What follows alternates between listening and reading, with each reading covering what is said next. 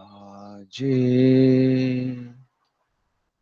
वाजे हवामहे सखाय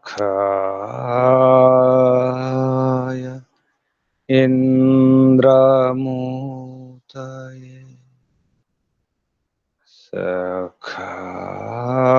सखाय इन्द्रमूतये ॐ यो नः पिता जनिता यो विधाता धामानि वेद भुवनानि विश्व यो देवानां नामधा एक एव तं सम्प्रश्नं भुवनायन्त्यन्या यो देवानां नामधा एक एव तं सम्प्रश्नं भुवनायन्त्यन्या ॐ योगाचार विभूत्या यस्तोषयित्वा महेश्वरम् चक्रे वैशेषिकं शास्त्रम् तस्मै कणभुजे नमः चक्रे वैशेषिकं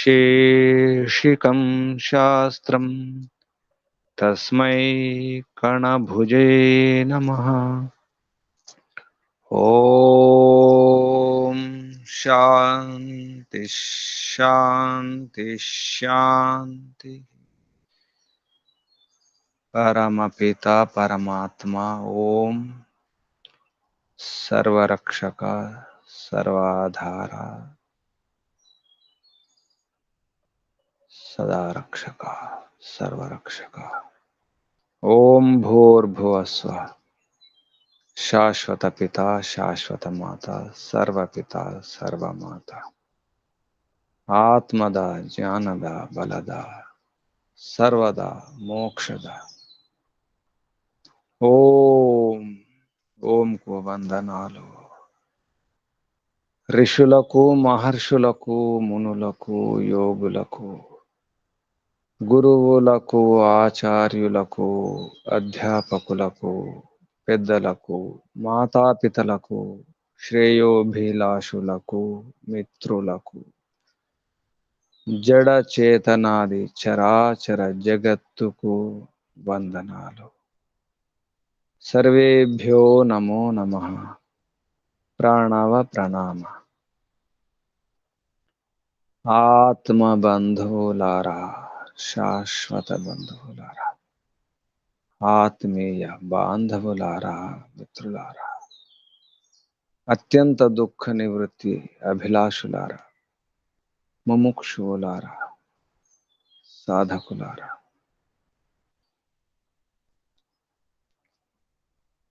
సాధించేవి చాలా ఉన్నాయి మానవ ఈ జీవనములో ఈ జన్మలో ఎన్నో సాధించాలి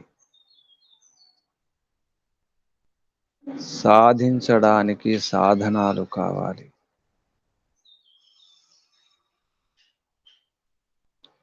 దుఃఖాలు పోవడానికి సాధనాలు కావాలి అందులో ప్రధాన సాధనం తత్వజ్ఞానం అసలు తత్వజ్ఞానం అంతా ఋషుల మహర్షుల యొక్క ఈ మార్గదర్శనములో పరామర్శలు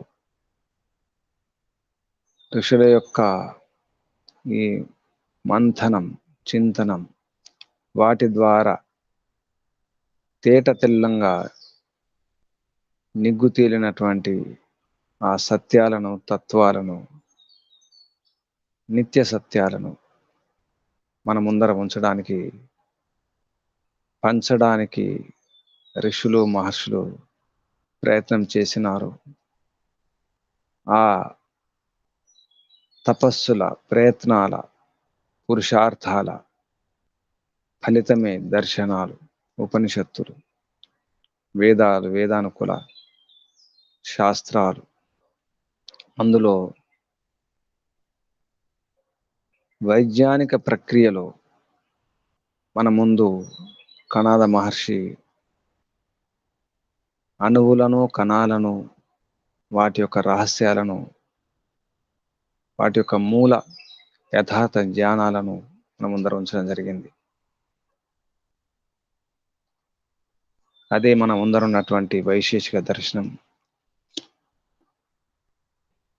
వైశేషిక దర్శనంలో ఎన్నో ఉపాయాలు చెప్పడం జరుగుతుంది. ఒక వస్తువు ఉంటే ఆ వస్తువు యొక్క యథార్థ జ్ఞానం ఏమిటి, వస్తువు యొక్క, ఆ ద్రవ్యం యొక్క యథార్థ జ్ఞానం తెలుసుకున్నప్పుడు అందులో అది కాకుండా ఉంటే సందేహం కలుగుతుంది.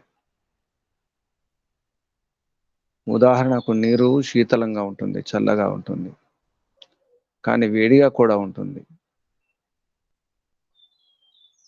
నీరు చల్లగా ఉండాలి, వేడిగా ఎందుకు ఉంటుంది? అగ్ని వేడిగా ఉండాలి, చల్లగా ఉంటుందా? అగ్ని దాని యొక్క గుణం వేడి, ఉష్ణం, వెలుగు, మండించే, భస్మం చేసే గుణం. అందులో ఆ మండించే, భస్మం చేసే గుణం కానీ, వేడి కానీ, వెలుగు కానీ లేకపోతే అది అగ్ని కాదు. దాని యొక్క స్వాభావిక గుణము పోతే అది అగ్ని కాదు.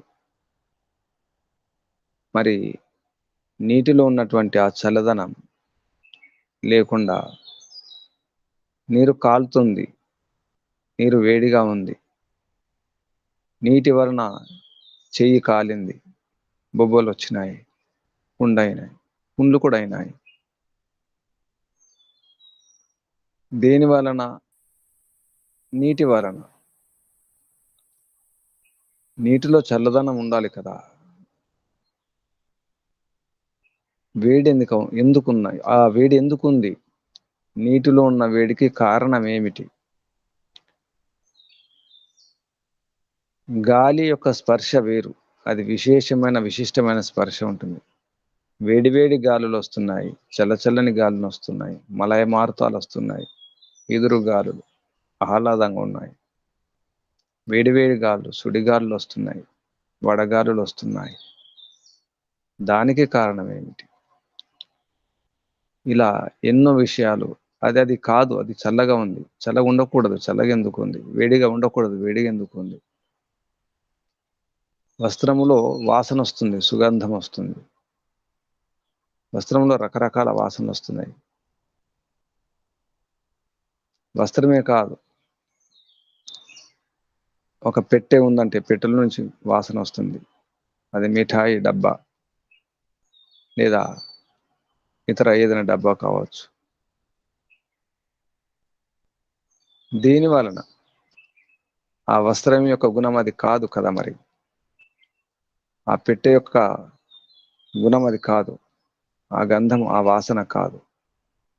ఇటువంటి విషయాలను మనకు కణాద మహర్షి 2వ అధ్యాయంలో, 2వ హనికం వైశేషిక దర్శనంలో చెప్పడం జరుగుతుంది. వినడానికి, చెప్పడానికి చాలా సరళం, కానీ ఈ మొదటి సూత్రం చాలా అద్భుతమైన సూత్రం. దానికి ఎన్నో సమస్యలను పరిష్కారం చేస్తుంది. అదే పుష్పవస్త్రయోహో సతి సన్నికర్షే గుణాంతర అప్రాదుర్భావో వస్త్రే గంధ అభావాత్ లింగం. గుణాంతర ప్రాదుర్భావాత్, గుణాంతర గుణాంతర ప్రాదుర్భావాత్. ఇక్కడ అప్రాదుర్భావ.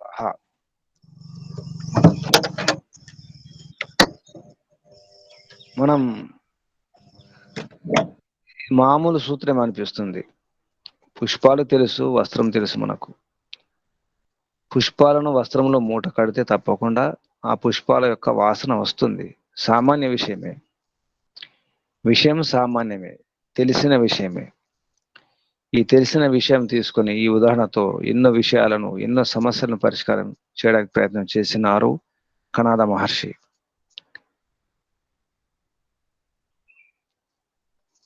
పుష్పవస్త్రయోః సతి సన్నికర్షే గుణాంతర అప్రాదుర్భావ వస్త్రే గంధ అభావ లింగం. గంధాభావ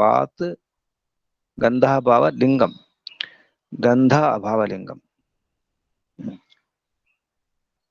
పుష్పాలు వస్త్రాల యొక్క, పుష్పము వస్త్రాల యొక్క, పువ్వులు మరియు వస్త్రం యొక్క సన్నికర్షే సామీప్యం, దగ్గర ఉంచినప్పుడు, సంయోగం చేసినప్పుడు, సంబంధం ఉన్నప్పుడు, సతి అలా అయినప్పుడు, సతి అంటే అలా అయినప్పుడు, ఉన్నప్పుడు, గుణాంతర ప్రాదుర్భావ ఆ వస్త్రంలో, వస్త్రములో గుణాంతర ప్రాదుర్భావ అంటే ఆ మూట కట్టినప్పుడు ఏది వేరే గుణం వస్తుందో ఆ గుణం ప్రాదుర్భావం కానప్పుడు, ఏ గుణము ఆ గంధం, వస్త్రం యొక్క గంధం లేదు అక్కడ, పూల గంధం వస్తుంది. పూల గంధం వలన వస్త్రం యొక్క గంధం రావడం లేదు. గంధాభావ లింగం. ఆ వస్త్రంలో పూల యొక్క వాసన వస్తుంది. పూల వాసన ఏముందో అదే వస్తుంది. కాబట్టి ఏం తెలుస్తుందంటే పువ్వుల యొక్క ప్రభావం వలన ఆ వస్త్రంలో పువ్వుల యొక్క వాసన వస్తుంది. అంటే స్వాభావిక గంధం కాదు, వస్త్రం యొక్క స్వాభావిక గంధం అది కాదు. పూల యొక్క గంధం అంటే ఔపాధికం అంటారు. ఉపాధి, ఉప అంటే దగ్గర, ఆ అంటే అన్ని వైపు నుంచి, ధి అంటే స్థిరంగా ఉంటుంది. దగ్గర ఉంచడం వలన స్థిరమైనటువంటి వాసన అది ఔపాధికం. ఉపాధి వలన లభించేది ఔపాధికం. అంటే స్వాభావికము కాదు, వేరే కారణాల వలన ఈ వాసన, ఈ గంధం వచ్చింది. ఈ విషయాన్ని తీసుకొని నీటిలో ఉన్నటువంటి ఏదైతే ఉష్ణత ఉంటుందో, వేడి ఉందో, ఆ వేడి కూడా అలాగే నీటి యొక్క గుణం కాదు వేడి. ఆ వేడి అగ్ని యొక్క గుణం నిజానికి. ఆ విధంగా రెండవ సూత్రం స్పష్టం చేయడం జరిగింది. ఏతేనా అప్సూష్ణత వ్యాఖ్యత. దీని ద్వారా ఈ పుష్ప వస్త్రయోః ఏతుందో, పువ్వులు తర్వాత వస్త్రం, ఆ ఉదాహరణతో దాంతో ఏం తీసుకోవాలంటే అప్సు నీటిలో ఉష్ణత ఏదైతే వేడి ఉందో అది వ్యాఖ్యాత, అర్థం చేసుకోవాలి, వ్యాఖ్యానించుకోవాలి, వివరించుకోవాలి అని చెప్పడం జరిగింది. తర్వాత మూడవ సూత్రంలో వ్యవస్థిత పృథివ్యాం గంధ. ఈ భూమిలో పంచభూతాలు ఉన్నటువంటి ఈ స్వాభావిక గుణాలు ఏమిటి ఆ విషయంలో చెప్పడం జరుగుతుంది. ఈ భూమిలో అయితే గంధం ఉందో అది ఔపాధికం కాదు, అది స్వాభావికం. ఆ విషయాన్ని ఇక్కడ చెప్పడం జరుగుతుంది. అందుకే వ్యవస్థిత పృథివ్యాం గంధ. పృథివ్యాం భూమిలో గంధ వాసన, వి అవస్థిత విశేషంగా, వి అంటే విశేషంగా, అవస్థితమై ఉంది. విశేష రూపముతో ఇది ఈ వాసన అనే గుణం ఉంది. వాసన అంటే దుర్గంధం సుగంధం రెండు ఉంటాయి. సురభి అసురభి అంటారు. సురభి అంటే సుగంధం, అసురభి అంటే దుర్గంధం, రెండు ఉంటాయి. అలాగే వాయువులో కూడా సుగంధము దుర్గంధం రెండు వస్తాయి. దానికి కారణం కూడా భూమి. ఏ విధంగానైతే పుష్పాలను వస్త్రంలో మూట కడితే ఆ వస్త్రం పుష్పాల వాసన ఇస్తుంది, అదేవిధంగా గాలిలో వాసన వస్తుంది. గాలిలో వాసన వస్తుందంటే అది భూమి యొక్క గుణం, దుర్గంధం కావచ్చు, సుగంధం కావచ్చు. ఆ విషయాన్ని ఇక్కడ అర్థం చేసుకోవాలి.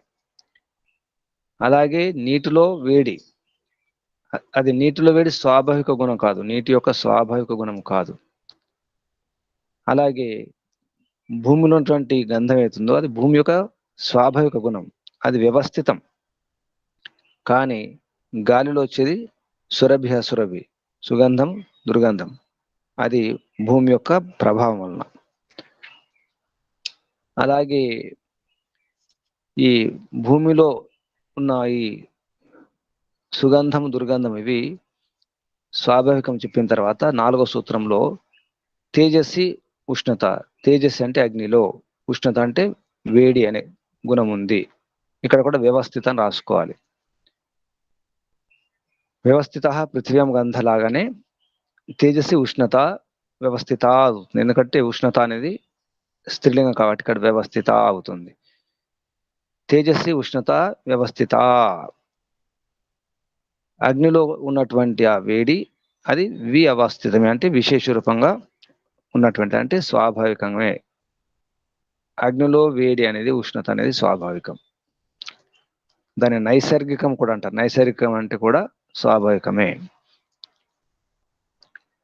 భూమి, నీరు, వాయువులో ఉన్నటువంటి ఆ వేడి, మట్టి తీసుకొని మట్టి వేడి అవుతుంది, రాయి వేడిగా ఉంటుంది, కారణం అందులో అగ్ని ఉంది. సూర్యకిరణాల వలన కావచ్చు, మరే కారణం వల్ల కావచ్చు. భూమి వేడిగా ఉందంటే అది అగ్ని యొక్క గుణము. ఇక్కడ భూమి అంటే రాళ్ళు, మట్టి, లోహాలు అన్నీ వస్తాయి. జలం, నీరు కూడా వేడిగా ఉందంటే అది అగ్ని యొక్క గుణమే. వేడి గాలి వస్తుంది, అగ్ని గుణమే. ఈ విధంగా ఈ వేడి అనేది అగ్నిలో స్వాభావిక గుణము, నైసర్గికము, అది వ్యవస్థితము. వ్యవస్థ అంటే విశేష రూపంగా స్థితమైనది, అంటే స్వాభావికము అనే అర్థం. వ్యవస్థిత అంటే స్వాభావిక అనే అర్థం కూడా వస్తుంది. అలాగే 5వ సూత్రంలో అప్సు శీతత. నీటిలో ఏం గుణం ఉంది? ఇక్కడ అప్సు శీతత వ్యవస్థిత అని రాసుకోవాలి. అప్సు శీతత వ్యవస్థిత అవుతుంది. శీతత స్త్రీలింగం కాబట్టి అప్సు శీతత వ్యవస్థిత. ఆ వ్యవస్థిత అనే శబ్దాన్ని మనం 3వ సూత్రం నుంచి తీసుకోవాలి. వ్యవస్థిత పృథివ్యాం గంధ అనువృత్తి అంటారు. అక్కడి నుంచి ఆ శబ్దాన్ని తీసుకోవాలి. అప్పుడు సూత్రం ఏమవుతుంది? అప్సు శీతత వ్యవస్థిత. నీటిలో ఉన్నటువంటి ఆ శీతత, శీతలత్వం, చల్లదనం అనేది ఆ స్పర్శ, అది వ్యవస్థితం, స్వాభావికం. మరి మట్టి చల్లగా అనిపిస్తుంది, రాళ్ళు చల్లగా అనిపిస్తాయి, లోహాలు చల్లగా అనిపిస్తాయి. ఈ చల్లదనం ఎక్కడి నుంచి వచ్చిందంటే శీతలం, అంటే ఈ వేడి, జలం, జలం యొక్క ప్రభావం, జలం కారణం దానికి. కాబట్టి ఈ భూమి నిజానికి, భూమి యొక్క స్పర్శ అది అనుష్ణ అశీతం, అది వేడి కాదు, చల్లదనం కాదు. భూమికి స్పర్శ గుణం ఉంటుంది. అలాగే వాయువులు ఉండే గుణం కూడా, అది కూడా శీతలం కాదు, ఏది కాదు. వాయువులో విశేష స్పర్శ ఉంటుంది, వాయువు కనిపించదు. వేడి కానీ చల్లదనం కానీ స్పర్శ ఉంటుంది. చల్లని గాలి వస్తుందంటే అది నీటి యొక్క గుణము, వేడి గాలి వస్తుందంటే అగ్ని యొక్క గుణం. అలాగే భూమి కూడా అంతే. ఆ విధంగా చెప్పడం జరిగింది. తర్క సంగ్రహం అనే శాస్త్రం ఉంటుంది. అందులో ఈ గంధవతి పృథివీ అనే సూత్రాన్ని మహర్షి దయానందుల వారు సత్యార్థ ప్రకాశంలో 3వ సమావేశంలో కూడా ఈ తర్క సంగ్రహం అనే ఆ శాస్త్రం నుంచి ఈ సూత్రం తీసుకోవడం జరిగింది, గంధవతి పృథివీ అని. నిజానికి ఇక్కడ ఉన్నటువంటి సూత్రం 3వ సూత్రం వ్యవస్థిత పృథివ్యాం గంధ, అదే అర్థాన్ని ఇచ్చే సూత్రం ఇది. అలాగే శీత స్పర్శవత్య ఆపహని, శీత స్పర్శ, ఆప అంటే జలము, ఉష్ణస్పర్శవత్ తేజ, ఉష్ణస్పర్శ అంటే వేడి స్పర్శ, తేజ అంటే అగ్ని. రూపరహిత స్పర్శవాన్ వాయువు, రూపము లేదు, రూపము లేని, రూపరహితమైనటువంటి స్పర్శ, ఈ రూపం లేని యొక్క ద్రవ్యం వాయు యొక్క గుణం. రూపరహిత స్పర్శవాన్ వాయు, శబ్దగుణం ఆకాశం. ఇది తర్క సంగ్రహం అనే గ్రంథంలో ఉన్నటువంటి సూత్రాలు. ఇందులో నుంచి గంధవతి పృథివీ అనే సూత్రాన్ని మహర్షి దయానందుల వారు తీసుకోవడం జరిగింది. ఈ విధంగా వీటి గురించి చెప్పిన తర్వాత ఇప్పుడు కాలం గురించి సూత్రం 6వ సూత్రం. అపరస్మిన్ పరం యుగపత్ చిరం క్షిప్రం ఇది కాలలింగాన్ని. కాలం యొక్క లింగములు ఏమిటి? కాలం యొక్క ఈ లక్షణాలు, చిహ్నాలు ఏంటంటే అపరస్మిన్ పరం, ఇది అపరం అంటే ఇది చిన్నది, ఇది పరం ఇది పెద్దది, అంటే వయసులో పెద్దది కావచ్చు, వయసులో చిన్నది కావచ్చు. పిల్లలు, వృద్ధులు అని చెప్తాం, పెద్దవారు, చిన్నవారు. అలాగే యుగపత్ ఒకే సమయంలో జరిగింది, అనేక సమయాల్లో జరిగింది, లేదా వెంటనే జరిగింది, తొందరగా, క్షిప్రం, చిరం, ఆలస్యంగా జరిగింది. చిరం, క్షిప్రం. చిరం అంటే ఆలస్యంగా, క్షిప్రం అంటే తొందరగా, శీఘ్రంగా. ఈ వ్యవహారాలన్నీ కూడా ఎందులో వస్తాయంటే కాలములో వస్తాయి. కాలం యొక్క గుర్తులు, కాలం యొక్క చిహ్నాలు ఇవి. కాలం అని చెప్పడానికి ఇవి గుర్తు అనమాట. పెద్దవారు, చిన్నవారు, ఇది కొత్తది, పాతది కూడా. ఇది కొత్త వస్తువు, పాత వస్తువు. అపరస్మిన్ అంటే కొత్తది, పరం అంటే పాతది. ఈ కొత్త పాతలు, చిన్న పెద్దలు, యుగపత్, చిరము, క్షిప్రము, ఈ వ్యవహారాలను కూడా కాలం ద్వారా కలుగుతాయి. కాలం అంటే ఏమిటి? కాలం యొక్క చిహ్నాలు అంటే ఏమిటంటే 6వ సూత్రంలో కణాద మహర్షి స్పష్టం చేయడం జరిగింది.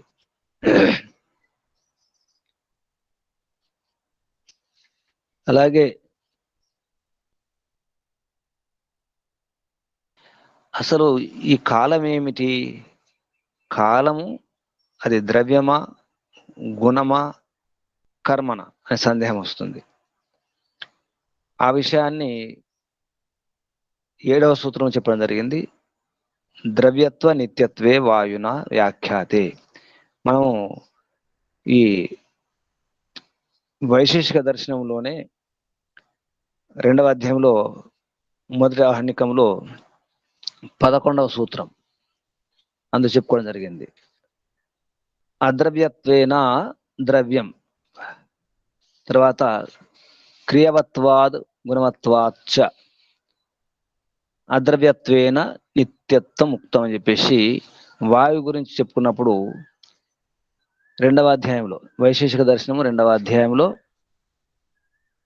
మనకు ప్రథమ ఆహ్నికంలో 11, 12 సూత్రాల్లో స్పష్టం చేయడం జరిగింది. అదే విషయాన్ని ఇక్కడ అదే హేతు తీసుకొని చెప్పడం జరుగుతుంది. కాలం అద్రవ్య ద్రవ్యత్వ నిత్యత్వే వాయునా వ్యాఖ్యత. ద్రవ్యత్వం, నిత్యత్వం గురించి వాయు ద్వారా ఏతుందో అక్కడ వ్యాఖ్యత చెప్పబడ్డది. అక్కడ అయితే చెప్పబడదు, అదే హేతులతో, ఆ కారణంగానే ఇది కూడా, ఈ కాలం కూడా అంతే. అంటే వేరే ద్రవ్యం లేదు కాలం గురించి. కాలం ద్రవ్యం ఏతుందో అది ద్రవ్యము, తర్వాత నిత్యం. ఆ విషయంలో వాయు విషయంలో చెప్పినటువంటి హేతు తీసుకోండి అని చెప్పడం జరుగుతుంది. ఇక్కడ ఏం చెప్పినాం? అద్రవ్యత్వైన ద్రవ్యం అని చెప్పినారు. అంటే ఈ వేరే ద్రవ్యాలు ఆశ్రితం కావు. అంటే కాలానికి వేరే ద్రవ్యం ఇంకా లేదు, కాలమే ద్రవ్యం. కాబట్టి కాలం అనేది గుణము కాదు, కాలము ద్రవ్యమే అనే విషయాన్ని స్పష్టం చేయడం జరిగింది. తత్వం భావేన అనే 8వ సూత్రంలో వైశేషిక దర్శనము 2వ అధ్యాయము 2వ ఆహ్నికంలో 8వ సూత్రం, కాలం యొక్క స్వరూపం అదేంటి? అదొకటే, అది దాని సత్తా ఉంది. కాలానికి సత్తా ఉంది. కాబట్టి తత్వం భావేన, తత్వం అంటే అది ఒకటే అని చెప్పడానికి. తత్వం అంటే ఇక్కడ ఏకత్వం అని అర్థం. తత్వం అంటే ఏకత్వం అనే అర్థంలో తత్వం అనే శబ్దాన్ని తీసుకోవడం జరిగింది. ఆ భావంతో, అంటే భావం అంటే ఇక్కడ భూసత్తా, అంటే సత్తా ఉండడం వలన కాలానికి సత్తా ఉంది. ఎందుకు సత్తా ఉంది? మనం చెప్తున్నాం, కొత్తది, పాతది, ఆలస్యంగా, తొందరగా, ఏది వ్యవహారం చెప్తున్నామో దీని వలన ఈ గత కాలము, భవిష్యత్ కాలము, వర్తమాన కాలం ఇవన్నీ చెప్తున్నాము. కాబట్టి దీనివల్ల ఏం తెలుస్తుందంటే వ్యవహారంతో కాలం, రకరకాల కాలాలు చెప్తున్నాం. భూతకాలం, భవిష్యత్ కాలం, ఇది పాతది, కొత్తది, కొత్త కాలం, పాతకాలం, ఎండాకాలం, వానకాలం, చలికాలం, ఇదంతా కూడా వ్యవహారం కొరకే. కానీ నిజానికి కాలం ఒకటే అనే విషయాన్ని తత్వం భావేన సూత్రం ద్వారా చెప్పడం జరిగింది. అయితే ఈ కాలం దేని కొరకు? కాలం ఏమిటి అంటే కాలం అన్నిటి కొరకు కాదు. నిత్యేషు అభావాత్, అనిత్యేషు భావాత్ కారణే కాలాఖ్యేతి. 9వ సూత్రం వైశేషిక దర్శనము ద్వితీయ అధ్యాయము ద్వితీయ అహ్నికం 2వ అధ్యాయం 2వ అహ్నికంలో 9వ సూత్రం స్పష్టం చేస్తుంది. నిత్యేషు అభావాత్, నిత్య పదార్థాలు ఏమిటి? ఆత్మ, తర్వాత పరమాత్మ, మూల ప్రకృతి, అదే కాకుండా ఆకాశము, ఈ పరమాణువులు, ఇవన్నీ కూడా అంటే ఆకాశం ఇది వ్యవహారిక నిత్యం, మనసు కూడా వ్యవహారిక నిత్యమే, అలాగే గాలి కూడా వాయువు వ్యవహారిక నిత్యమే. ఇటువంటి వాటిల్లో కొన్నేమో శాశ్వత నిత్యాలు ఉంటాయి, ఆత్మ, పరమాత్మ, మూల ప్రకృతి. కొన్ని వ్యవహారం కొరకు కొంతవరకు ఎక్కువ కాలం ఉంటాయి కాబట్టి వాటిని కూడా నిత్యం అంటాం. అందులో పరమాణువులు, ఆకాశం, మనస్సు, గాలి, ఏ పదార్థాలకు వాటికి ఈ నిత్యం అనేది అంటే కాలం విషయంలో కాలం వర్తించదు. ఆత్మకు, పరమాత్మకు, మూల ప్రకృతికి, ఆకాశానికి, మనస్సుకు, వాయువుకు, పరమాణువులకు. నిత్యేషు అభావాత్ అనిత్యేషు భావాత్, అనిత్య పదార్థాలు ఉన్నాయి. ఈ భూమి కానీ కనిపించే పశువులు, పక్షులు, ఈ వస్తువులు, ఇవి పాతవి, చిన్నవి, పెద్ద, చిన్న, ఇవన్నీ కూడా చెప్తుంటాం. తొందరగా, ఆలస్యంగా, ఒకేసారి, అనేక సార్లు, ఈ వ్యవహారం అంతా కూడా అనిత్య పదార్థాలకే. ఆత్మకు ఇదంతా అవసరం లేదు, పరమాత్మకు అవసరం లేదు ఈ కాలం అనేది. అందుకే పరపిత పరమాత్మ కాలాతీతుడు. ఒక పేరు కాలహ కూడా, పరమాత్మ పేరు కాలం కూడా. కాలయముడు అంటాం, కాలమే పరమాత్మ అంటాం. ఆ విధంగా నిత్యేషు అభావాత్ అనిత్యేషు భావాత్ కారణే కాలాఖ్యేతి అని చెప్పడం జరిగింది. ఈ విధంగా కాలం గురించి స్పష్టం చేయడం జరిగింది. తర్వాత దిశల గురించి 10వ సూత్రంలో తీసుకోవడం జరిగింది. కణాద మహర్షి వైశేషిక దర్శనము 2వ అధ్యాయము 2వ అహ్నికం సూత్రం 10. ఇత, ఇక్కడ విసర్గ లేదు, సంధి కాబట్టి విడదీస్తే ఇతః అవుతుంది. ఇతః ఇదం ఇతి, యతః తద్, దిశ్యం లింగం. ఇత అంటే ఇక్కడ నుండి, ఇటువైపు నుండి, ఇటువైపు నుండి అటువైపు అని కూడా చెప్తూ ఉంటాం. లేదా ఇదం, ఇదం అంటే ఇది, ఇక్కడ ఇదం అంటే ఇది, ఇక్కడ, ఇక్కడ అన్నప్పుడు దగ్గర అవుతుంది, అక్కడ అంటే దూరం అవుతుంది. దగ్గర, దూరము, ఇక్కడ నుండి, ఇటు నుండి. తర్వాత యతః తద్, ఎక్కడి నుండి అయితే అది, ఇటువంటి వ్యవహారాలు. దిశ్యం అంటే దిశను గురించి తెలిపేది దిశ్యం అవుతుంది.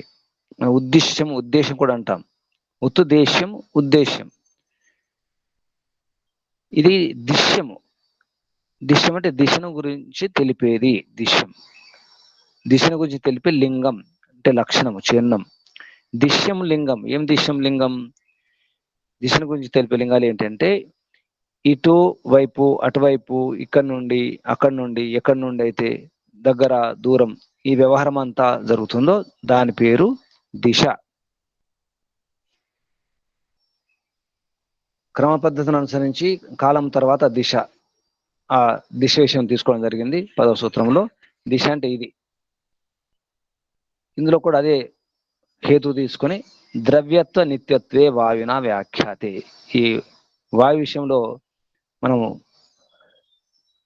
వైశేషిక దర్శనము 2వ అధ్యాయం మొదటి ఆహ్నికంలో 11వ 12వ సూత్రం ద్వారా తెలుసుకున్నాము. అదే కారణం చెప్పి ఇక్కడ దిశ విషయంలో కూడా తెలుసుకోండి.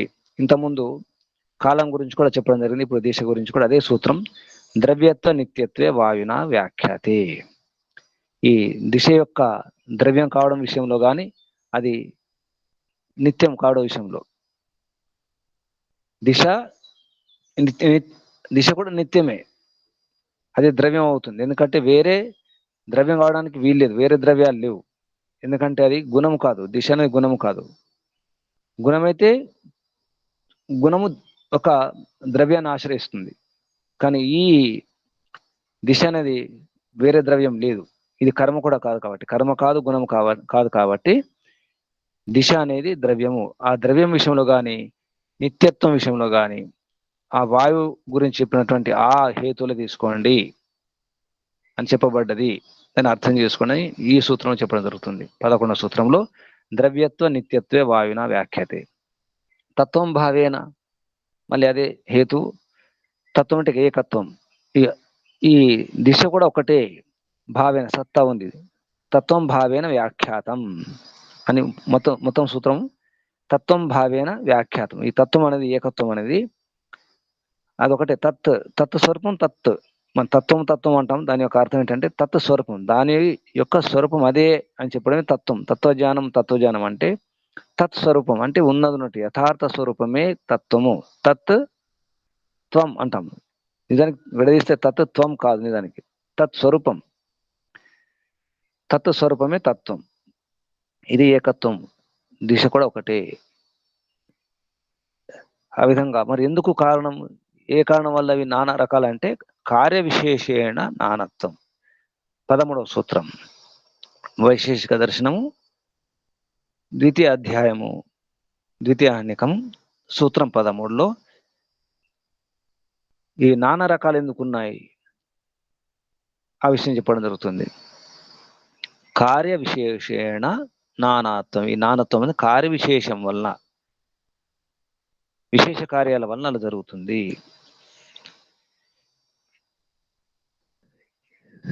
తర్వాత ఈ దిశల కారణం ఏమిటి, అసలు దిశలు ఎలా ఏర్పడతాయి అనే విషయంలో చెప్పడం జరుగుతుంది.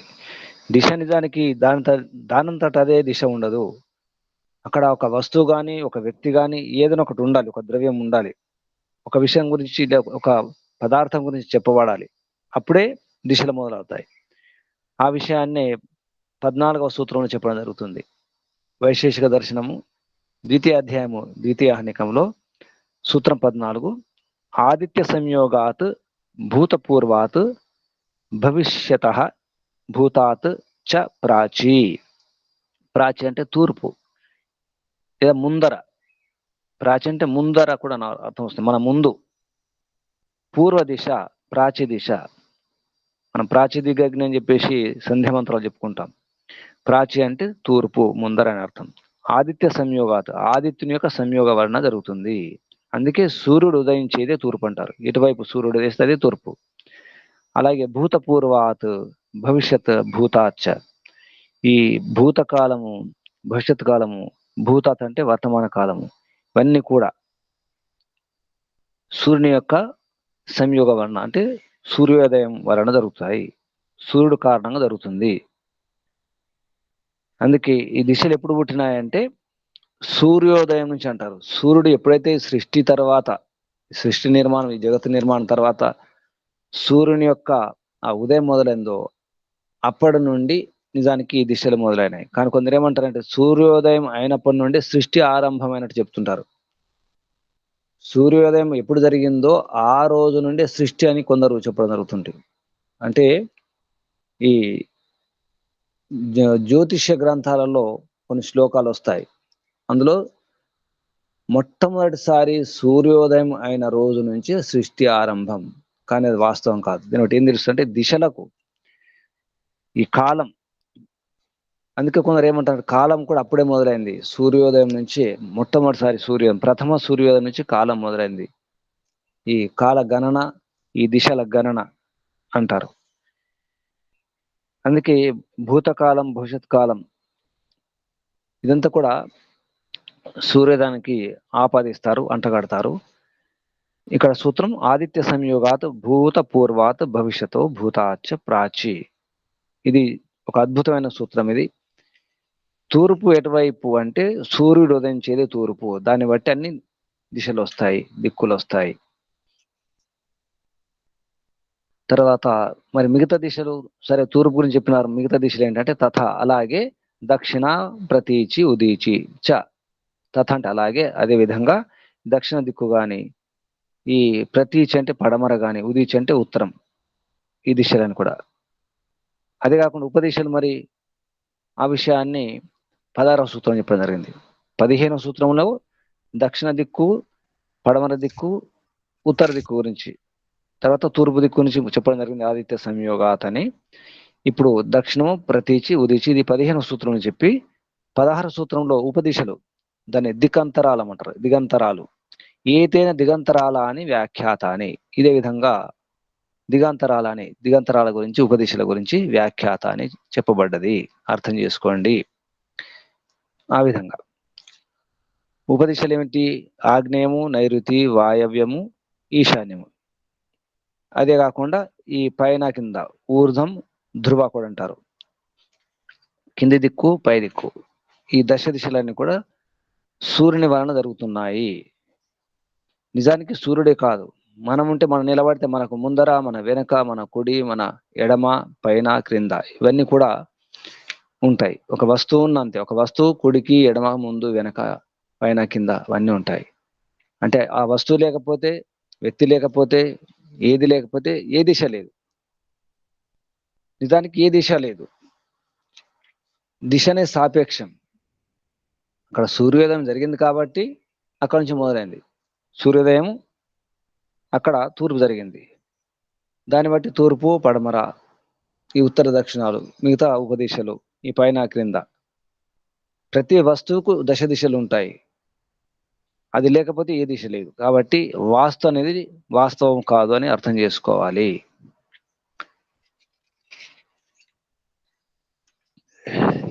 ఈ విధంగా దిశల గురించి చెప్పిన తర్వాత అసలు సంశయం ఏంటి? సంశయం గురించి మనకు న్యాయ దర్శనంలో చెప్పుకున్నాము. సమాన అనేక ధర్మ ఉపపత్తే, విప్రతిపత్తే, ఉపలబ్ధి, అనుపలబ్ధి, అవ్యవస్థాత చ విశేష, అపేక్ష, విమర్శ, సంశయ అని చెప్పేసి న్యాయ దర్శనంలో 1వ అధ్యాయంలో 1వ అనేకంలో 23 సూత్రం చెప్పుకోవడం జరిగింది. అదే విషయాన్ని ఇక్కడ వైశేషిక దర్శనంలో కణాద మహర్షి కూడా అసలు సంశయం అంటే ఏంటి, సంశయం ఎందుకు కలుగుతుంది, దానికి కారణం గురించి చెప్తున్నారు 17వ సూత్రంలో. సామాన్య ప్రత్యక్షాత్ విశేష అప్రత్యక్షాత్ విశేష స్మృతే చ సంశయ. సుమారుగా అదే అర్థం వస్తుంది.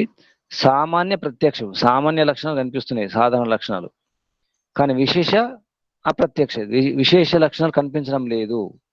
విశేష అప్రత్యక్షాత్, సామాన్య ప్రత్యక్షం వలన, విశేషం అప్రత్యక్షం వలన విశేష స్మృతి, విశేషం అవసరం ఉంటుంది. విశేష స్మృతి కావాలి అంటే విశేష జ్ఞానం కావాలి, ఆ విశేష ధర్మాలు తెలియాలి. అప్పుడేమవుతుంది? సంశయం అవుతుంది.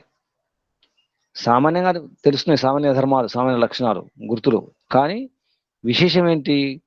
చీకట్లో ఒక స్తంభం కనిపిస్తుంది, ఒక మోడువారిన చెట్టు కనిపిస్తుంది, మనిషిలాగా అనిపిస్తుంది, ఎత్తు అంతే ఉంది, లావు అంతే ఉంది, కానీ విశేషం ఏమిటి అంటే అక్కడ కదలికలో ఉంటే, అది కదిలినట్టు జరిగినట్టు అనిపిస్తే అప్పుడు సందేహ నివృత్తి అవుతుంది.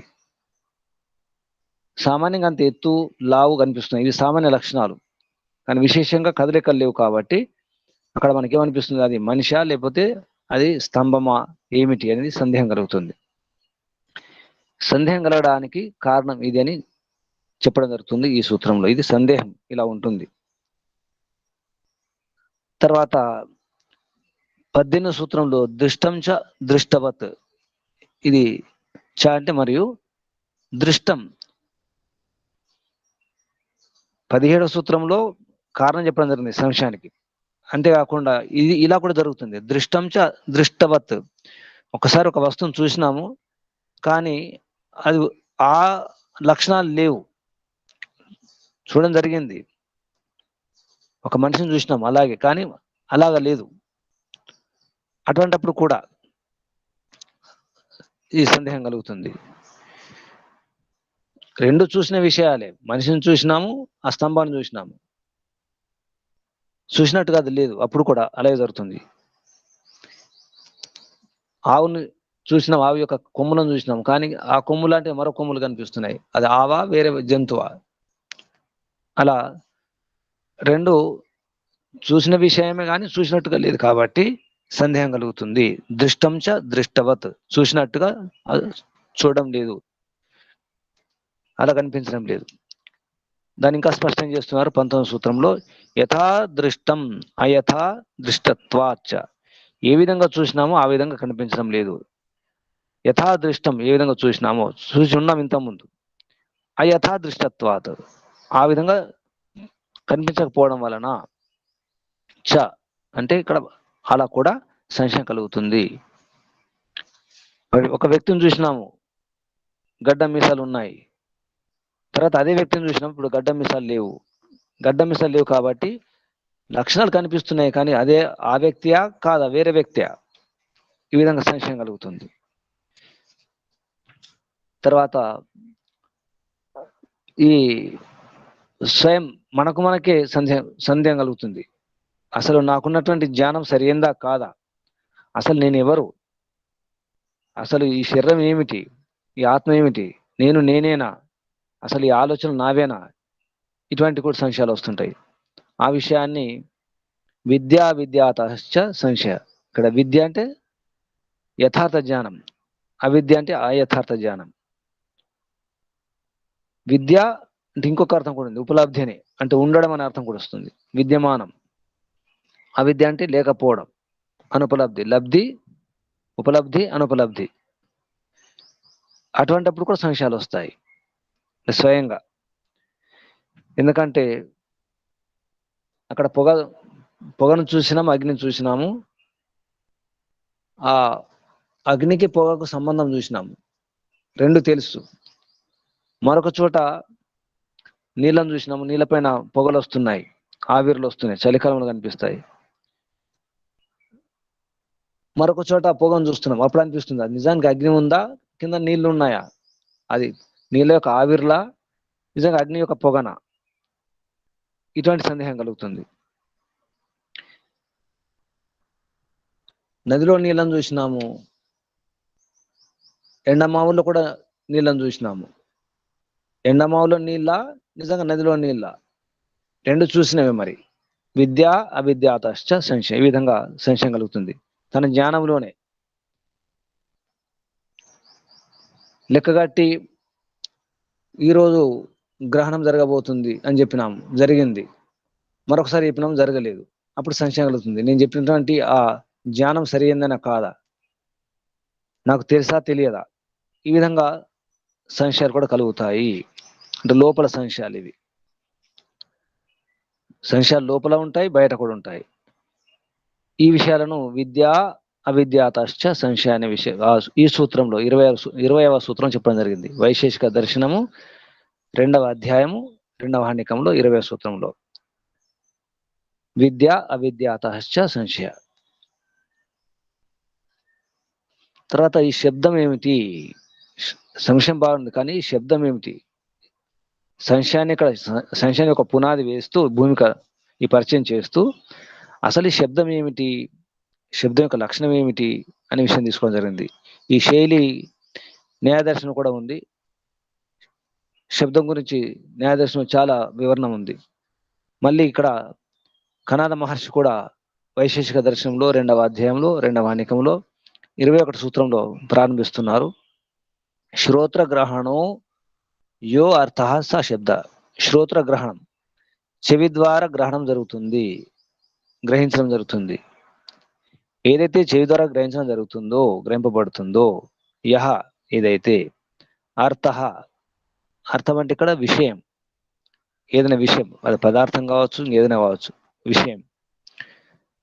ధర్మి రూప పదార్థం, ధర్మాలు ఉన్నటువంటి ఏదైనా పదార్థం, విషయం ఏదైనా కావచ్చు. ఇక్కడ అర్థం అనే మాట చెప్పండి. అర్థం అంటే పదార్థం కూడా తీసుకోవచ్చు.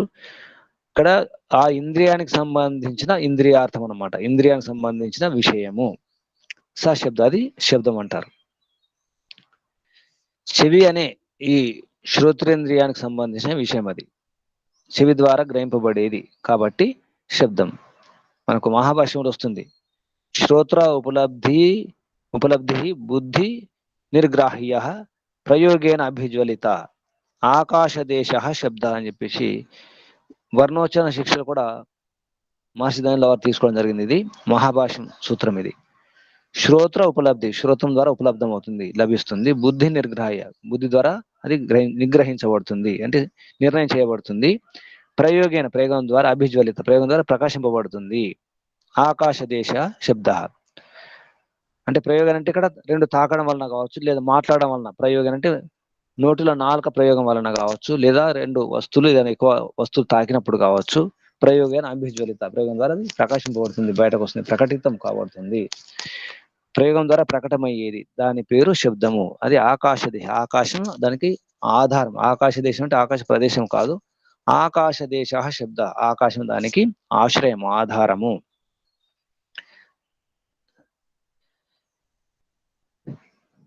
ఈ విధంగా శబ్దం గురించి చెప్పడం జరిగింది.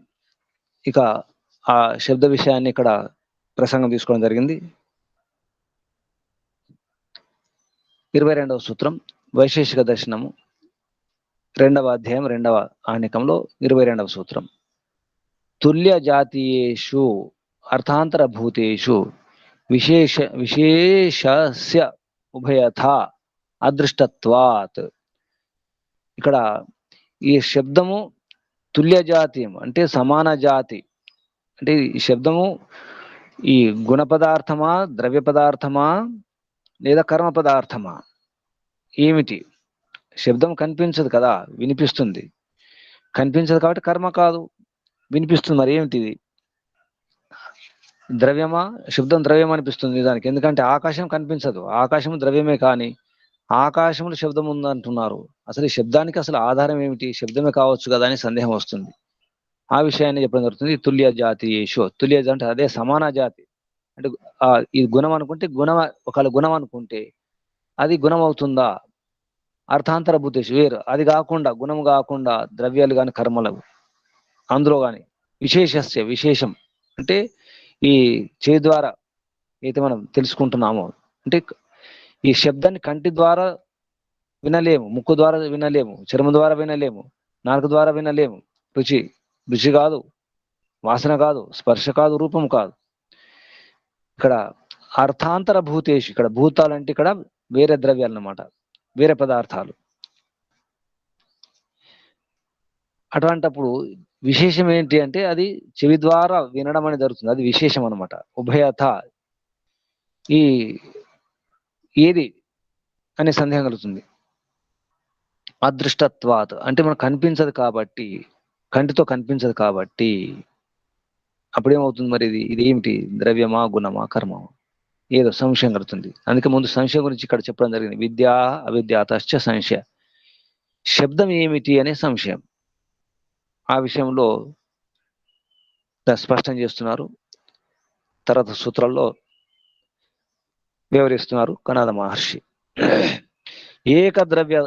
ఏకద్రవ్యవత్వాత్ న ద్రవ్యం, ఇది ఏకద్రవ్యత్వాత్ నా ద్రవ్యం అన్నాడు ఇక్కడ. ఏకద్రవ్యం అంటే సమయ కారణం అవుతుందో ఒకటే ద్రవ్యం ఉండడం వలన శబ్దము ద్రవ్యము కాదు.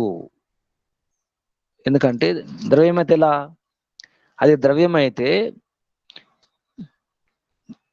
అది వేరే ద్రవ్య ఆధారమై ఉండాలి. వేరే, ఒకవేళ శబ్దం ద్రవ్యం అయితే ఆ ద్రవ్యము వేరే గుణాలకు ఆశ్రయం కావాలి. శబ్దము ద్రవ్యం అయితే వేరే గుణాలు అందులో ఉండాలి, శబ్దంలో ఉండాలి. ద్రవ్యంలో గుణాలు ఉంటాయి, అంటే గుణాలకు ఆధారము, ఆశ్రయం ద్రవ్యం. కాబట్టి ఈ శబ్దంలో వేరే గుణాలు లేవు, కాబట్టి ఇది శబ్దం అనే ద్రవ్యం కాదు. శబ్దం ఏమిటి మరి? ఆ విషయంలో 24వ సూత్రంలో ఇంకా స్పష్టం చేస్తున్నారు. నాపి కర్మ ఆచక్షుత్వాత్ ప్రత్యయస్య, నా అపి, నాపి కర్మ ఆచాక్షుషత్వాత్ ప్రత్యయస్య, అపి కూడా, ఏం కూడా? కర్మ, శబ్దము కర్మ కూడా కాదు. కర్మ ఆచక్షుషత్వాత్, కంటికి కనిపించదు కాబట్టి. చాక్షుషం అంటే కంటికి కనిపించేది చాక్షుషము, ఇది ఆచాక్షుషత్వాత్ ఆచాక్షుషం కాబట్టి ప్రత్యయస్య అంటే శబ్దం, ఇక్కడ శబ్ద ప్రత్యయం అంటే జ్ఞానం.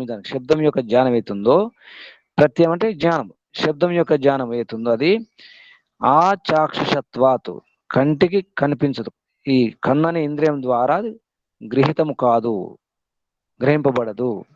ఈ కారణంగా శబ్దం అనేది కర్మ కూడా కాదు. కర్మ అయితే కంటికి కనిపించేది. ఉతుక్షేపణం, అవక్షేపణం, ఆకుంచనం, ప్రసారణం అయితే ఉన్నాయి ఈ ఆ కర్మ యొక్క లక్షణాలు, అవి కంటితో చూస్తాం మనం. ఈ శబ్దాన్ని మన కంటితో చూడం కాబట్టి శబ్దం అనేది కర్మ కూడా కాదు. శబ్దం అనేది ఏమిటి మరి? ద్రవ్యం కూడా కాదు. అదేమిటి అంటే శబ్దం గుణమే. శబ్దం గుణం 25వ సూత్రంలో తీసుకోవడం జరిగింది. గుణస్య సతు అపవర్గ కర్మభి సాధర్మ్యం. గుణస్య, ఇది గుణం, సత ఉండడం, గుణ అవుతూ కూడా అని అర్థం. గుణస్య సతః, గుణం సత, గుణము అవుతూ కూడా శబ్దం యొక్క, అంటే గుణమైనటువంటి ఈ శబ్దం యొక్క అపవర్గ అంటే తొందరగా నాశనం కావడం జరుగుతుంది. మాట్లాడినప్పుడు మాట వస్తుంది, కానీ తర్వాత మళ్ళీ అది పోతుంది. ఒక గంటను మోగించినప్పుడు మోగుతుంది, తర్వాత మళ్ళీ అది ఆ నాదం, ఆ ధ్వని పోతుంది. అంటే పుడుతుంది పోతుంది కాబట్టి అపవర్గ అంటే నష్టం అవుతుంది. అపవర్గ అంటే నష్టం అవుతుంది కాబట్టి కర్మభి, కర్మంకే సాత్ అంటే కర్మలతో, దాని ఇక్కడ కర్మభి అంటే కర్మలతో, అంటే కర్మల ద్వారా, సాధన అంటే కర్మలు కూడా అంతే. కర్మలు పుడతాయి పోతాయి. కర్మలు చేసినప్పుడే కర్మ ఉంటుంది. నడిస్తే నడుస్తాం, కూర్చుంటే కూర్చుంటాం. కర్మలు ఏ విధంగా అయితే ఆ క్షణికమో లేదా నష్టమైపోతాయో ఆ గుణాలు దీనికి ఉన్నాయి. సమాన ధర్మాలు, సాధర్మ్యం అంటే సమాన లక్షణాలు ఉండడం వల్ల, కర్మలతో సమాన లక్షణాలు ఉండడం అనేది ఒకటి ఉంటుంది.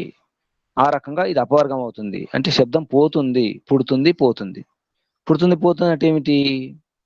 శబ్దం అనిత్యమే. నిజానికి శబ్దం గుణము. తర్వాత 26వ సూత్రం వైశేషిక దర్శనము, ద్వితీయ అధ్యాయము, ద్వితీయ అనేకంలో 26వ సూత్రం సతో లింగ అభావాత్. సతో లింగ అభావాత్ నా, ఇక్కడ నా అని తీసుకోవాలి. 24 సూత్రంలో నా అనే శబ్దం ఉంది. ఇక్కడ నాపి కర్మ అచక్షత్వాత్ ప్రత్యయ, ఆ విధంగా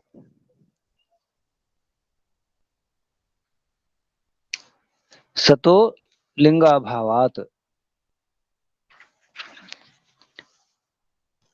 సతః, సత అంటే ఉండడం, ఉంటూ, ఉంటూ కూడా శబ్దం. లింగాభావత్, ఇది నిత్యమే అని ఎలా చెప్తాం? శబ్దం నిత్యం కాదు. నిజానికి అది పుడుతుంది పోతుంది, కర్మలాగే. ఇంతకుముందు సూత్రం చెప్పుకున్నాం. అదే ఇంకా స్పష్టం చేస్తున్నారు. శబ్దానికి సత్తా ఉంది, ఉనికి ఉంది, ఉంటూ కూడా, శబ్దం ఉంటూ కూడా అది నిత్యం కాదు. నిత్యం అనే దానికి కారణాలు, లక్షణాలు, లింగాలు ఏమి లేవు. లింగ అభావాత్ నా అని తీసుకోవాలి. శబ్దము నా నిత్యం అని తీసుకోవాలి. సతో లింగాభావాత్ శబ్ద నా నిత్య అని తీసుకోవాల్సి వస్తుంది మొత్తం సూత్రం. శబ్దము నిత్యం కాదు, ఎందుకంటే దానికి అటువంటి హేతులు కనిపించడం లేదు కాబట్టి. అదే విషయాన్ని 27వ సూత్రంలో ఇంకా స్పష్టం చేస్తున్నారు. నిత్య వైధర్మ్యాత్, నిత్యం అనే దానికి విరుద్ధ ధర్మాలు ఉన్నాయి కాబట్టి. ఎందుకు విరుద్ధ ధర్మాలు? అది పుడుతుంది పోతుంది. నిత్యం అని చెప్పడానికి లక్షణాలు, హేతులు లేవు. కానీ అనిత్యం చెప్పడానికి, నిత్యానికి విరుద్ధం. వైధర్మ్యాత్ అంటే నిత్యానికి విరుద్ధం అనిత్యం. అనిత్యం చెప్పడానికి లక్షణాలు ఉన్నాయి, హేతువులు ఉన్నాయి. కాబట్టి శబ్దం అనేది అనిత్యం, నిత్యం కాదు. శబ్దం అనిత్యం అంటే పుట్టే శబ్దాలు, మాట్లాడే మాటలు, ఈ పలుకులు, ఇవన్నీ కూడా అనిత్యమే. 28వ సూత్రంలో అనిత్యాశ్చ అయం కారణత, ఇది అనిత్యం, దాన్ని స్పష్టం చేస్తున్నారు. అనిత్యము, అయం శబ్ద, ఈ శబ్దము అనిత్యమే అని స్పష్టం చేయడం జరిగింది 28వ సూత్రంలో. ఆత్మ పరమాణువులా, ఆత్మలాగా పరమాణువులు, పరమాత్మ, ఇక్కడ పరమాణువు అంటే మనము వైశేషిక పరమాణు అంటే ప్రకృతి అనే ఉద్దేశం తీసుకోవాలి. ఆత్మ పరమాత్మ పరమాణులు. ఇక్కడ వైశేషికంలో మనం ఆత్మ పరమాత్మ పరమాణుని తీసుకుంటాం. వేరే దర్శనంలో ఆత్మ పరమాత్మ ప్రకృతి అని తీసుకుంటాం, మూల ప్రకృతి. అందుకే ఇక్కడ ప్రకృతి, మూల ప్రకృతి తీసుకోవడం లేదు వైశేషిక దర్శనం. ఎందుకంటే మూల ప్రకృతి గురించి ప్రస్థానం ఉండదు కాబట్టి పరమాణు అనే విషయం తీసుకోవడం జరుగుతుంది. కణాద మహర్షి ఈ ఆత్మ పరమాత్మ పరమాణువులాగా నిజానికి సత్త రజ తమ గుణాలను తీసుకోవచ్చు పరమాణువులు అంటే మూలంలో మూల ప్రకృతి అనకుండా పరమాణు అనే శబ్దం తీసుకోవడం జరిగింది. వాటిలాగా ఆత్మ పరమాత్మ పరమాణువులాగా ఈ శబ్దము నిత్యము కాదు. కుండలాగా, వస్త్రంలాగా, వస్తువులాగానే ఇది కూడా పుడుతుంది పోతుంది కాబట్టి అనిత్యం శబ్దం. 29వ సూత్రంలో మరొక విషయం తీసుకుంది. నిజానికి శబ్దం అనేది ఉంటుంది కానీ అభివ్యక్తం అవుతుంది. ఒక డంకను కొట్టినప్పుడు లేదా తబలను కానీ మృదంగాన్ని వాయించినప్పుడు ఆ శబ్దం వస్తుంది. ఆ శబ్దం లోపల ఉంటాయి, దాని కడుపులోనే ఉంటాయి. ప్రకటన కావడం లేదు, అభివ్యక్తం కావడం లేదు, బయటకు రావడం లేదు, కానీ అన్ని లోపల ఉంటాయి అనే ఒక సిద్ధాంతం కూడా ఉంది. శబ్దాలు అందులోనే ఉంటాయి. హార్మోనియంలో శబ్దాలు ఉంటాయి, సంగీత వాయిద్యం శబ్దాలు ఉంటాయి, లోపల అన్నిట్లో శబ్దాలు ఉంటాయి, కానీ బయటకు రావడం లేదు. ఏదైనా కారణం వలన అటువంటి అనుకూల పరిస్థితి ఉన్నప్పుడు ఆ శబ్దాలు బయటకు వస్తాయి అనే సిద్ధాంతం ఉంది. దానికి సూత్రం, దానికి సమాధానంగా నా చ అసిద్ధం వికారాత్. చ అంటే మరియు, అసిద్ధం శబ్దం అనేది అంటే ఈ శబ్దం పుడుతుంది కాబట్టి ఇది అసిద్ధం. దానికి కారణం ఉంది, శబ్దం పుట్టడానికి కారణం ఉంది కాబట్టి అది అనిత్యమే. వికారం వికారం ఉంటుంది, శబ్దాలు వికారాలు ఉంటాయి. ఎందుకంటే ఢంకా యొక్క శబ్దం వేరు, వేణు యొక్క శబ్దం వేరు, మనుషుల స్వరాలు కూడా వేరు వేరు ఉంటాయి కాబట్టి రకరకాలు ఉంటాయి. కొంచెం తీవ్రంగా ఉంటాయి, మందంగా ఉంటాయి, మందతరం, ఇవన్నీ కూడా ఈ ఆరోహణలు అవరోహణలు ఉదాత్త అనుదాత సరితాలు ఇవన్నీ కూడా ఉంటాయి కాబట్టి ఈ వికారాలు ఉంటాయి. కాబట్టి శబ్దం అనేది అనిత్యమే అని మరొక రకంగా చెప్పడం జరిగింది. ఈ విధంగా శబ్దం యొక్క ప్రసంగం ఇంకా తీసుకుంటూ అభివ్యక్తో దోషాత్. ఈ అభివ్యక్తి అనేది కాదు, తప్పు. శబ్దాలు అలాగే ఉంటాయి, కారణం వలన అంటే లోపల ఉన్నటువంటి శబ్దాలు బయట వ్యక్తం అవుతాయి అనేది సిద్ధాంతం తప్పు అనే విషయంలో స్పష్టం చేస్తున్నారు 30వ సూత్రంలో. వైశేషిక దర్శనం 2వ అధ్యాయం 2వ హనికంలో అభివ్యక్తవు దోషాత్, అభివ్యక్తిలో దోషం ఉంది కాబట్టి ఇక్కడ నా అని తీసుకొని శబ్ద అనిత్య. ఇక్కడ మొత్తం సూత్రం ఏమవుతుందంటే అభివ్యక్తో దోషాత్ శబ్ద నిత్యన, శబ్దం నిత్యము కాదు, అభివ్యక్తం కాదు. నిజానికి ప్రయత్నం వలన వస్తాయి. అది సంగీత వాయిద్యాలు కావచ్చు, తబలా కావచ్చు, గిటార్ కావచ్చు, హార్మోనియం కావచ్చు, డప్పు కావచ్చు, ఏదైనా కావచ్చు. అది చెవి ద్వారా వింటాం, వస్తాయి పోతాయి. చెవి ద్వారా విన్నప్పుడు తెలుస్తాయి అంతేగాని లోపల దాగి ఉండవు అనే విషయాన్ని స్పష్టం చేయడం జరిగింది. మరి శబ్దం ఎలా పుడుతుంది అనే విషయంలో చాలా వైజ్ఞానిక సూత్రం ఇది 31వ సూత్రం. కణాద మహర్షి వైశేషిక దర్శనంలో ఈ శబ్దం గురించి నిజానికి చాలా విశేషంగా చెప్పడం జరిగింది. శబ్దం ఎలా పుడుతుందంటే సంయోగాత్ విభాగాత్ చ శబ్దాత్ చ. శబ్ద నిష్పత్తి, శబ్దం యొక్క నిష్పత్తి ఉత్పత్తి ఎలా అవుతుందంటే సంయోగం వలన, తాకడం వలన లేదా విడగొట్టడం వలన. ఒక కాగితాన్ని చించి వేసినప్పుడు, ఒక వస్త్రాన్ని చించినప్పుడు కూడా శబ్దాలు వస్తాయి. విడిపోతే శబ్దం వస్తుంది, కలిపితే కూడా శబ్దం వస్తుంది. 2 చేతులు తాకి చప్పట్లు కొడితే 2 చేతులతో అప్పుడు శబ్దం వస్తుంది. శబ్దం వలన శబ్దం కూడా వస్తుంది. రిజనెన్స్ అంటాం, అనునాదం కూడా అంటాం. ఒక శబ్దం వల్ల ఇంకో శబ్దం కూడా వస్తుంది. ఆ విధంగా శబ్దం పుట్టడానికి శబ్ద నిష్పత్తికి కారణం చెప్పడం జరిగింది 31వ సూత్రంలో. మళ్ళీ ఈ అనుమాన ప్రమాణం ద్వారా కూడా శబ్దము అనిత్యం అనే విషయం, మళ్ళీ అనిత్యం నిత్యం విషయం తీసుకుంటున్నారు 32వ సూత్రంలో. లింగాత్ చ అనిత్య శబ్దాలు. ఈ లింగాలు ఉన్నాయి అంటే అనుమాన ప్రమాణం ద్వారా, ఈ లింగం అంటే ఇక్కడ ప్రమాణం ఏమి చిహ్నాలంటే అనుమానం ద్వారా తెలుస్తుంది శబ్దం అనిత్య. లింగాత్ చ అనిత్య శబ్ద. లింగం వలన, అనుమాన ప్రమాణం వలన. ఇక్కడ లింగాత్ అంటే అనుమాన ప్రమాణం ద్వారా అనిత్య శబ్ద, శబ్దం అనిత్యము అనేది 32వ సూత్రంలో స్పష్టం చేయడం జరిగింది. ఈ విషయాన్ని న్యాయ దర్శనం కూడా చెప్పడం జరిగింది. ఆదిమత్వాత్ ఐంద్రియకత్వాత్ కృతకవత్ ఉపచారాత్ చ అని శబ్ద అనిత్యం అని చెప్పేసి అక్కడ సూత్రం వస్తుంది న్యాయ దర్శనంలో. 2వ అధ్యాయంలో 2వ అనికంలో 13వ సూత్రంలో శబ్దం అనిత్యం అని చెప్పేసి న్యాయ దర్శనంలో గౌతమ మహర్షి కూడా చెప్పడం జరిగింది. తర్వాత 32, 33, 34, 35 సూత్రాలు పూర్వపక్షము రాసుకోండి.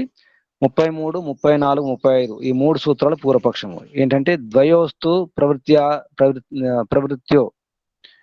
ప్రవృత్యో అభావాత్. అంటే గురు శిష్యులు చెప్పుకుంటున్నారు కదా, ఈ ప్రసంగం కూడా న్యాయదర్శనంలో ఉంది. గురు శిష్యులు చెప్పుకున్నారు కాబట్టి అది నిత్యం అవుతుంది. ఎందుకంటే గురువు గారు చెప్తున్నారు, శిష్యులు వింటున్నారు, అదే పరంపర కొనసాగుతుంది కదా. శబ్దం ఎటు పోతుంది, భాషలు అలాగే ఉంటున్నాయి. మనుషులు పోతున్నారు కానీ భాష అలాగే ఉంటుంది కాబట్టి మాటలు అలాగే ఉంటున్నాయి. భాషలు మారడం లేదు, తిట్లు మారడం లేదు, అన్ని అలాగే ఉంటున్నాయి కదా. కాబట్టి శబ్దం నిత్యమే అంటాడు శిష్యుడు. ద్వయోస్తు ప్రవృత్తియో అభావ. ద్వయం అంటే ఇక్కడ గురు శిష్యులు ఇద్దరు ఉండడం వల్ల జరుగుతుంది. ఉపదేశం చెప్పేవారు, ఉపదేశం వినేవారు. కాబట్టి మళ్ళీ అదే సూత్రం ప్రథమాది శబ్దాత్. ఇది న్యాయ దర్శనం కూడా వచ్చింది. ప్రథమాది శబ్దాత్, ఈ ప్రథమ ఉత్తమ ఇలాంటి ఏదైతే ఉంటాయో శబ్దాలలో. కాబట్టి మనకు ఈ బ్రాహ్మణ గ్రంథాల్లో వేదాల్లో కూడా ఈ మొదటి రెండవ ఈ రుచులు వీటిని 2 సార్లు చెప్పండి, 3 సార్లు చెప్పండి, 4 సార్లు చెప్పండి, పునరావృత్తి చేయండి, మాటి మాటి చెప్పండి అని చెప్తుంటారు. అంటే ఏంటి? అలా చెప్పడం వల్ల ఏమవుతుంది? శబ్దం అలాగే ఉండిపోతుంది కదా. ఆవృత్తి చేసినప్పుడు, రిపీట్ చేసినప్పుడు శబ్దం ఉంటుంది. కాబట్టి ఈ మొదటిది, రెండోసార్లు, మూడోసార్లు, 4 సార్లు, 5 సార్లు, 7 సార్లు అన్నప్పుడు శబ్దం అలా ఉండిపోతుంది. కాబట్టి శబ్దం నిత్యం అంటాడు. ఇది కూడా పూర్వసూత్రమే, పూర్వపక్షమే. 34 సూత్రం పూర్వపక్షమే. తర్వాత 35వ సూత్రం కూడా పూర్వపక్షమే. సంప్రతిపత్తి భావాచ. సంప్రతిపత్తి అంటే మనం గుర్తు చేసుకుంటాం, స్మరణ చేసుకుంటాం. స్మరణ చేసుకుంటాం అంటే లోపల ఉన్నట్టే కదా, ఎటు పోతుంది? పోతలేదు. కాబట్టి అది స్మరణకు వస్తుంది. కాబట్టి మాటి మాటికి జ్ఞాపకం వస్తుంది. కాబట్టి అప్పుడు కూడా శబ్దం నిత్యం అవుతుంది అంటాడు శిష్యుడు. 33, 34, 35 శిష్యుని యొక్క మాటలు, సిద్ధాంతం కాదు. ఈ విధంగా ఈ సూత్రాల ద్వారా మనకు శబ్దం గురించి చెప్తున్నారు. ఇంకా దానికి ఈ 3 సూత్రాలకు సమాధానంగా సందిగ్ధాహ సతి బహుత్వే. ఇవన్నీ చెప్పడం బాగుంది, కానీ అంత సందిగ్ధమే. దీనికి ఎటువంటి స్పష్టత లేదు. ఎందుకంటే మనం రిపీట్ చేయడం అనేది అభ్యాసం చేయడం జరుగుతుంది. వ్యాయామం కూడా అభ్యాసం చేస్తాం, సంగీతం అభ్యాసం చేస్తాం. అభ్యాసం చేసినంత మాత్రాన అది నిత్యం కాదు. గురుగారు చెప్తున్నారు, మాట ఆగిపోయింది, అక్కడ శబ్దం ఆగిపోయింది. శిష్యుడు విన్నాడు, మన శిష్యుడు చెప్పినప్పుడే ఉంటుంది. మాట్లాడడం ఆగిపోతే శబ్దం కూడా ఆగిపోతుంది. కాబట్టి ఈ గురు శిష్యుకు ఉపదేశం ద్వారా కూడా మీరు ఏదైతే అన్నారో అది కూడా తప్పే. సందిగ్ధ, ఇవన్నీ కూడా సందిగ్ధాలే, సందేహాలే. కాబట్టి సతి బహుత్వే ఇవన్నీ ఉన్నప్పుడు కూడా శబ్దం నిత్యం అనేది సరిపోదు అని స్పష్టం చేయడం జరిగింది. తర్వాత చివరికి సంఖ్యాభావ సామాన్యత. ఈ సంఖ్యలు ఉన్నాయి, హేతు చెప్తున్నారు. ఎందుకంటే ఈ వర్ణాలు ఉన్నాయి, అక్షరాలు ఉన్నాయి, రకరకాల స్వరాలు ఉన్నాయి, రకరకాల కంఠాలు ఉంటాయి.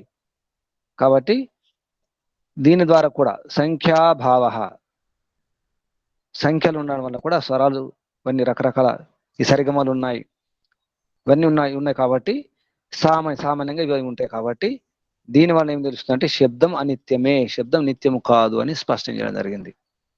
ఈ విధంగా శబ్దము అనిత్యము. మనం మాట్లాడే శబ్దాలు, మన ప్రయోగం ద్వారా, తాకిల ద్వారా, అభిఘాతాల ద్వారా కలిగే శబ్దాలని కూడా, ధ్వనులు, సౌండ్స్ అన్ని కూడా అనిత్యాలు. కేవలం భగవంతుని యొక్క ఆ వాణి, వేదం మాత్రం, ఆ వైదిక శబ్దాలు అవి నిత్యాలు. అవి పుట్టవు, అవి నాశనం కావు, అలాగే ఉంటాయి. కాబట్టి వైదిక శబ్దాలు కూడా లోకంలో ఉన్నటువంటి ఆ వ్యవహారంలో భాషలు వస్తే కూడా అవి కూడా నిత్యం అన్నాడు మహర్షిదానుల వారు. ఋగ్వేదాది భాష భూమికలో చాలా స్పష్టంగా చెప్పడం జరిగింది. వేదంలో ఉన్న శబ్దాలు మనం బయట వాడుకుంటాం, సూర్య, చంద్ర, ఇవన్నీ పదాలు వాడుకుంటాం. ఆ శబ్దాలు కూడా నిత్యాలు అవుతాయి. అంటే వేదాల్లో ఏదైతే శబ్దాలు ఉన్నాయో, పదాలు ఉన్నాయో అవి నిత్యము, మిగతావన్నీ కూడా అనిత్యాలు. ఎన్నో భాషలు ఉన్నాయి, తెలుగు, ఇంగ్లీష్ కానీ, హిందీ కానీ, ఇవన్నీ కూడా వికృత భాషలు, అపభ్రంశ భాషలు. గృహం అంటాము, హిందీలో ఘర్ అంటారు. ఆ ఘర్ అనేది అపభ్రంశం, వికృతి. అది ఘరు ఉండదు, కానీ గృహం అనే శబ్దం ఉంటుంది. వేదంలో గృహం అనే శబ్దం ఉంది. కాబట్టి ఆ విధంగా వేదములో ఉన్నటువంటి శబ్దాలు మాత్రమే ఉండగలుగుతాయి, మిగతా శబ్దాలు, మిగతా భాషలు ఉండవు. ఈ సృష్టిలో ఇప్పుడు ఉన్నటువంటి ఈ భాషలు ప్రళయం వచ్చిన తర్వాత మళ్ళీ సృష్టి జరిగితే ఆ సృష్టిలో ఈ తెలుగు భాష, ఈ కన్నడము, ఈ తమిళం, మలయాళం, ఈ దేశ భాషలు, ఇతర దేశాల భాషలు ఏమి ఉండవు. కేవలం ఒకే ఒక భాష ఉంటుంది, అది వైదిక భాష. మనం సంస్కృతం అంటాం, కానీ వేదంలో ఉన్నటువంటి ఏ భాష ఉంటుందో ఆ భాష మాత్రమే ఆరంభంలో ఉంటుంది. మళ్ళీ మనుషుల యొక్క నిర్లక్ష్యం వలన, అజాగ్రత్త వలన, భౌగోళిక పరిస్థితి వలన, రకరకాల కారణాల వల్ల అపభ్రంశం, వికృతం అవుతాయి. భాషల్లో మార్పులు వస్తాయి. అప్పుడు రకరకాల భాషలు మళ్ళీ మొదలవుతాయి. కానీ ఆరంభంలో ఒకే భాష ఉంటుంది, అది మానవ భాష, దైవీ భాష. ఆ భాష మాత్రం వైదిక భాష.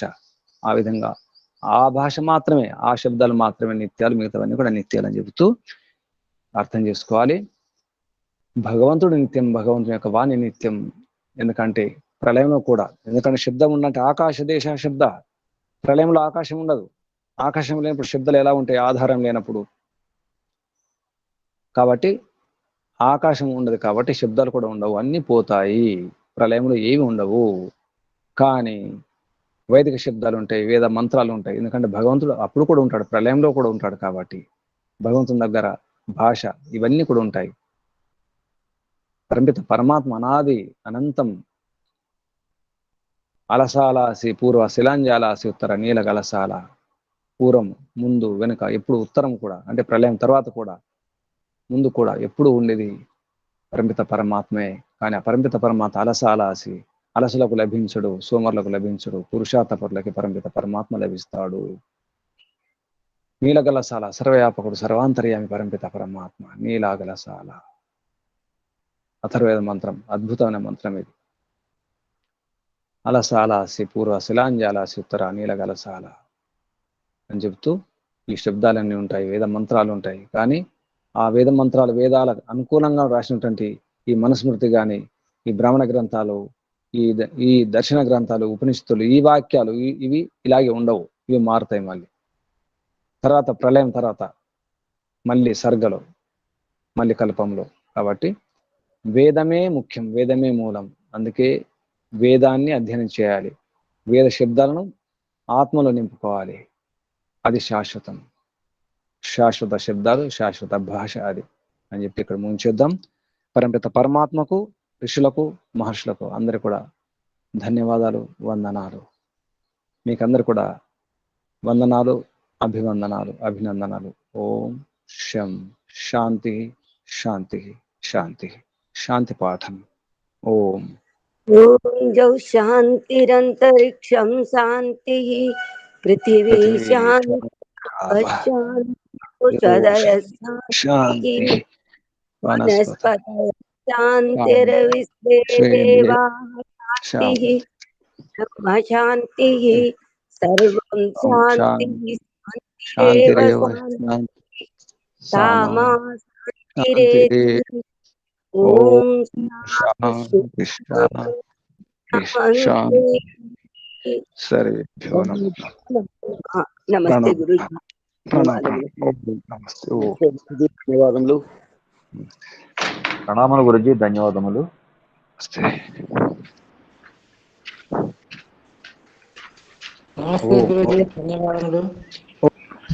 నమస్తే గురుజీ, ధన్యవాదాలు. నమస్తే. నమస్తే గురుజీ, ధన్యవాదాలు గురుజీ. ఓం నమస్తే.